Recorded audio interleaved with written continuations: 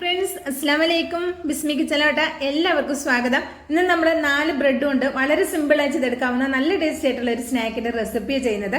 ഒരു പാത്രം നിറയെ നമുക്ക് സ്നാക്ക് തയ്യാറാക്കി എടുക്കാൻ പറ്റും. അപ്പൊ നമുക്ക് എങ്ങനെയാന്ന് നോക്കാം.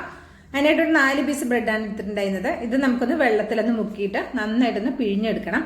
അതിനായിട്ട് കുറച്ച് വെള്ളം എടുത്തിട്ടുണ്ട്. സാധാരണ പച്ചവെള്ളം മതി കേട്ടോ, ചൂടുവെള്ളം അങ്ങനെയൊന്നും വേണ്ട. അപ്പോൾ അത് ഈ വെള്ളത്തിലേക്ക് മുക്കിയിട്ട് ഓരോ ബ്രെഡ് വീതം മുക്കുക. അപ്പുറം ഇപ്പുറം നന്നായിട്ടൊന്ന് മുക്കിയിട്ട് നന്നായിട്ട് പിഴിഞ്ഞെടുക്കണം കേട്ടോ. വെള്ളമൊന്നും അധികം ഉണ്ടാകാൻ പാടില്ല. നന്നായിട്ട് നല്ല പോലെ ഒന്ന് പിഴിഞ്ഞെടുക്കണം കേട്ടോ. അപ്പോൾ പിഴിഞ്ഞെടുക്കല് നല്ലോണം ഒന്ന് ശ്രദ്ധിക്കണം കേട്ടോ. അപ്പോൾ ഇതേപോലെ നമുക്ക് 4 ബ്രെഡും ഒന്ന് പിഴിഞ്ഞെടുക്കാം.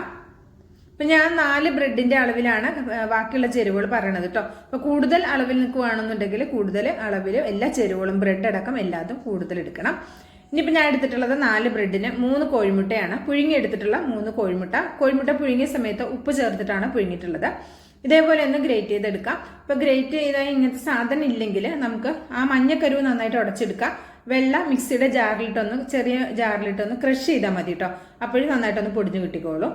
അരച്ച് മാവ് പോലെ ആക്കരുത്, ഒന്ന് ക്രഷ് ചെയ്താൽ മതി. അപ്പോൾ ഇതേപോലെ ബാക്കി മുട്ടയും നമുക്ക് റെഡിയാക്കി എടുക്കാം. വീഡിയോ ഇഷ്ടമാകുകയാണെങ്കിൽ തീർച്ചയായിട്ടും ഒരു ലൈക്ക് തന്ന് സഹായിക്കാൻ മറക്കരുത്. നിങ്ങളുടെ ലൈക്ക് പ്രധാനമാണ്. ഒരുപാട് കൂട്ടുകാർ ലൈക്ക് ചെയ്യുന്നുണ്ട്. അപ്പോൾ ചെയ്യാത്ത ഏതെങ്കിലും കൂട്ടുകാർ വീഡിയോ കാണുന്നുണ്ടെങ്കിൽ ഒന്ന് ലൈക്ക് തന്ന് സപ്പോർട്ട് ചെയ്യാൻ മറക്കരുത് കേട്ടോ.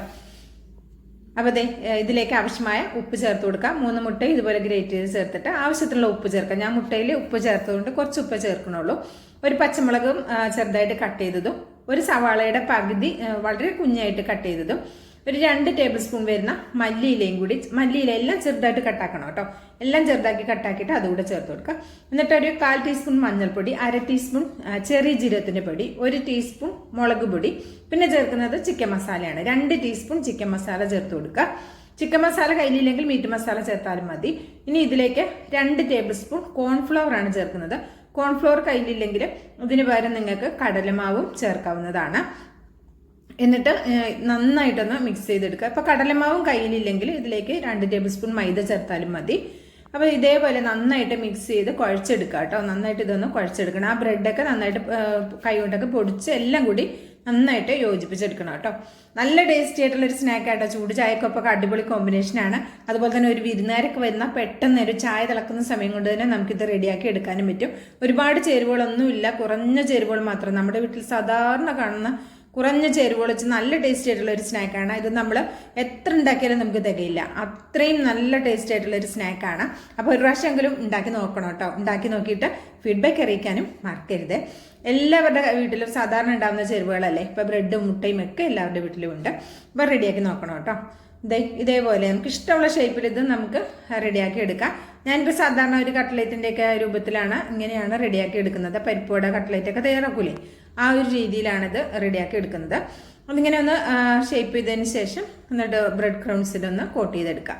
അപ്പോൾ ഇത് നമ്മൾ മുട്ടയിൽ മുക്കുകയും അങ്ങനെ ഒന്നും വേണ്ട ആവശ്യമില്ല. നന്നായിട്ട് ഇതുപോലെ ഒന്ന് ഷേപ്പാക്കുക. എന്നിട്ട് ബ്രെഡ് ക്രംസിൽ ഒന്ന് റെഡിയാക്കി എടുക്കുക, കോട്ട് ചെയ്തെടുക്കുക. അപ്പം ഞാൻ 3 ബ്രെഡ് എടുത്ത് പൊടിച്ചിട്ടുള്ളതാണ് കേട്ടോ അളവ്. എനിക്ക് കറക്റ്റ് ഭാഗമായിട്ടാണ് വന്നിട്ടുള്ളത്. നമ്മൾ 4 ബ്രെഡ് 3 മുട്ടയും ബാക്കി ചേരുവകളും എടുക്കുന്ന സമയത്ത് 11 സ്നാക്കാണ് നമുക്ക് കിട്ടുക. അപ്പോൾ കൂടുതൽ അളവിൽ വേണ്ടവർക്ക് എല്ലാ ചേരുവകളും കൂട്ടിയെടുക്കണം കേട്ടോ, ഞാൻ നേരത്തെ പറഞ്ഞ പോലെ. അപ്പോൾ ഇത് നമുക്ക് ഫ്രൈ ചെയ്തിടുമ്പോൾ തന്നെ നമുക്കിത് കാലിയായി പോകും പാത്രം. അത്രയും നല്ല ടേസ്റ്റാണ് കേട്ടോ. കുട്ടികൾക്ക് 10 മണിക്ക് ഇത് സ്നാക്ക് കൊണ്ടുവന്ന കുട്ടികൾക്കൊക്കെ ഇതേപോലെ റെഡിയാക്കി കൊടുക്കാൻ നല്ലതാണ്. കുട്ടികൾ സ്കൂളിൽ വരുന്ന സമയത്ത് ചായക്കടിയായിട്ട് കൊടുക്കാനും അടിപൊളിയാണ്.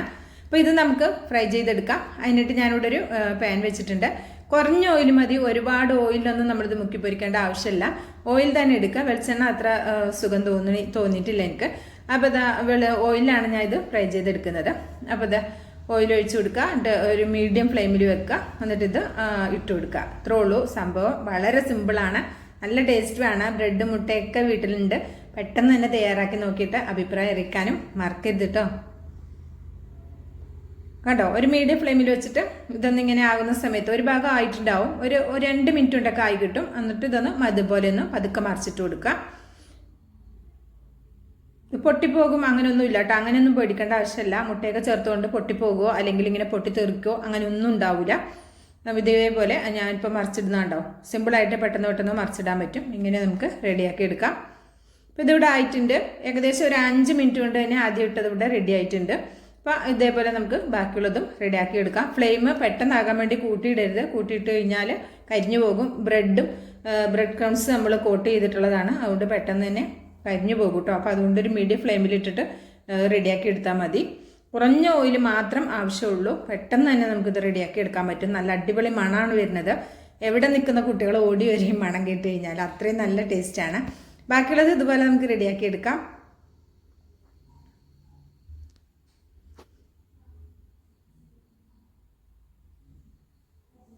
ഇതിപ്പോൾ ഒരു ഭാഗം ആകുന്ന സമയത്ത് മറിച്ചിട്ട് 2 ഭാഗവും റെഡിയാക്കി എടുത്തിട്ടുണ്ട്. അപ്പോൾ എല്ലാതും ഇവിടെ റെഡി ആയിട്ടുണ്ട്. അപ്പോൾ ഞാൻ ഇതൊന്ന് പൊട്ടിച്ച് കാണിച്ചു തരാം. ആദ്യം എടുത്തത് നല്ല ചൂടാണ് കേട്ടോ. നല്ല സിമ്പിളായിട്ടുള്ള നല്ല അടിപൊളി സ്നാക്കാണ്. ഇഷ്ടമായിട്ടുണ്ടെങ്കിൽ ട്രൈ ചെയ്ത് നോക്കണം, അഭിപ്രായം അറിയിക്കണം. ലൈക്കും ചെയ്യണം കേട്ടോ. ലൈക്ക് ചെയ്യാൻ മറക്കരുത്, ലൈക്കും ചെയ്യണം. ബിസ്മി കിച്ചൺ യൂട്യൂബ് ചാനൽ സബ്സ്ക്രൈബ് ചെയ്ത് കാണുന്ന ഏതെങ്കിലും പുതിയ കൂട്ടുകാരുണ്ടെങ്കിൽ ഒന്ന് സബ്സ്ക്രൈബ് ചെയ്ത് ബെല്ലൈക്കൺ ഒന്ന് എനേബിൾ ചെയ്ത് വെച്ചാൽ നമ്മളിടുന്ന വീഡിയോസിൻ്റെ നോട്ടിഫിക്കേഷൻ നിങ്ങളിലേക്ക് കറക്റ്റായിട്ട് എത്തുന്നതായിരിക്കും. അപ്പോൾ ഇൻഷാ അല്ലാഹ് അടുത്ത നല്ലൊരു അടിപൊളി വീഡിയോ ആയിട്ട് എത്തുന്നതായിരിക്കും. എല്ലാവർക്കും നന്ദി, നമസ്കാരം.